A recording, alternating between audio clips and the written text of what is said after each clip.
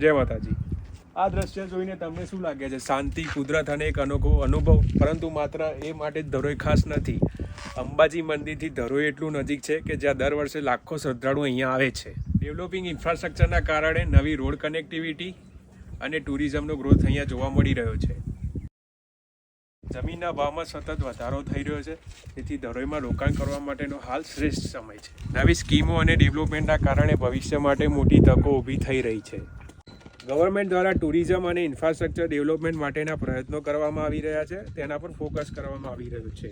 ધરોઈ ડેમને tourism spot તરીકે વિકસાવવામાં આવી રહ્યો છે। ધરોઈમાં એડવેન્ચર ટુરિઝમ અને ઇકો ટુરિઝમ માટે ઊંચી સંભાવના છે। ધરોઈ શહેરના ભાગદોડથી દૂર વીકેન્ડ ગેટવે તરીકે લોકપ્રિય બની રહ્યું છે। આવનારા સમયમાં ધરોઈ લિવિંગ, ટુરિઝમ અને ઇન્વેસ્ટમેન્ટ માટે પ્રીમિયમ લોકેશન બનશે।